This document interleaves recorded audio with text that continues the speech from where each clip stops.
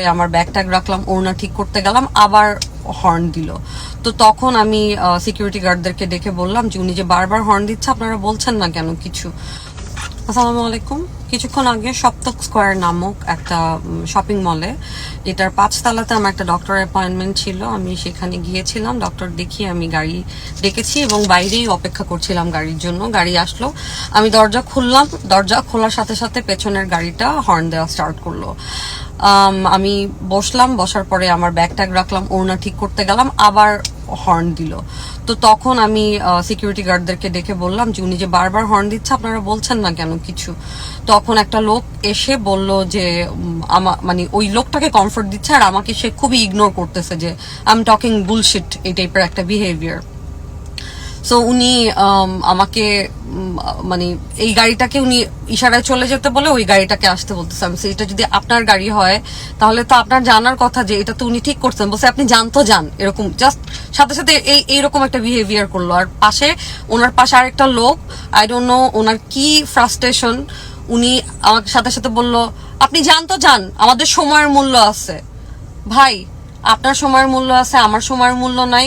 আমি জানি না আপনার কি কন্ট্রিবিউশন, বাট আমার এই দেশের জন্য যথেষ্ট কন্ট্রিবিউশন আছে। আমি আমার শিক্ষা, আমার মেধা, আমার ট্যালেন্ট, আমার সবকিছু দিয়ে আমি দীর্ঘ 20 বছর ধরে অভিনয় জগতে আছি এবং আমি পড়াশোনা করেছি, আমি একটা চাকরি করি।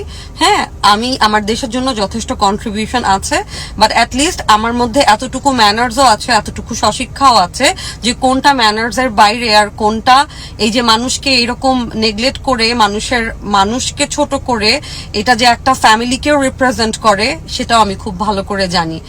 আপনি আমাকে এই কথা বলতেই পারেন না। আপনি আপনার ড্রাইভারকে or whoever driving your RAV4, হ্যাঁ, আপনি অনেক ইম্পর্টেন্ট লোক হতে পারেন কারণ আপনার সময়ের অনেক মূল্য। আপনি এটা জানেন না যে বাংলাদেশেও ভালো ভালো এরিয়াতে, রেস্ট্রিক্টেড এরিয়াগুলোতে, হ্যাঁ, মিরপুর DOHS, বাড়িধারা, গুলশানের কিছু জায়গা বনানীতে, এগুলোতে হর্ন দেয় না, কিন্তু একদম মানে সুন্দর মতো বলা আছে।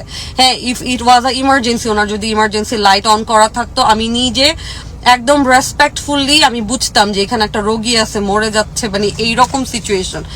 আপনি আপনার ট্যান্ট্রাম, আপনার আপনি আমাকে শো করতে পারেন না। Just because of you are frustrated, you can not show your tantrum to me, to anybody, and you cannot just disrespect anyone's profession.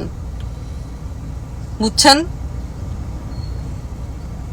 We all need to know manners, but দেশের বাইরেও কিন্তু horn দেওয়ার কোনো system নাই।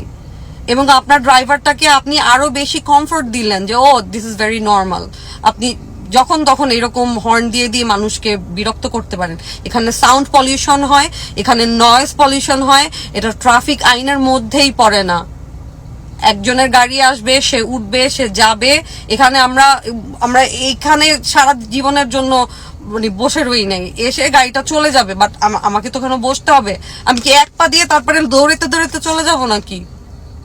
কেন আপনার এরকম মনে হবে? কেন আপনি আপনার এই কমফোর্টটা দিবেন? কেন আপনি জানেন না যে এই যে জিনিসটা আপনার driver or whoever driving your RAV4, সে এটা ভুল করেছে, এভাবে হর্ন দিতে হয় না, আরেকজনকে ডিস্টার্ব করতে হয় না। এন্ড আপনি আমাকে ডিসরেসপেক্ট করার কে?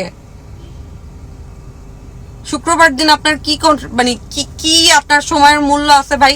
আমারও তো সময়ের মূল্য আছে। আমিও তো রবিবার থেকে বৃহস্পতিবার আমিও তো সময় পাই না, অফিসে যাইতে হয়। যদিও আমার বাবা মা ইনকাম সোর্স, তারপরেও তো আমি তো বাসায় বসে থাকার মেয়ে না, আমার তো কন্ট্রিবিউশন থাকে বাংলাদেশের জন্য, আমার নিজের জন্য। আমি যে পড়াশোনাটা করেছি সেটাকে নারিশ করার জন্য। তো আপনি বিহেভিয়ার জানেন না, সেখানে আপনি আরেকজনকে ছোট। আমি যদি একটা রাস্তার দিনমজুরও হইতাম ভাই, আপনার তারপরও আমাকে রেসপেক্ট করতে হবে। আপনি এভাবে কথা বলতে পারেন না, you can not. And this is where we are living. This is where we are living. সম্মান না দিতে পারলে আমি ছোট হই নাই। You are just representing your education. আর কিছুই না। Thank you very much.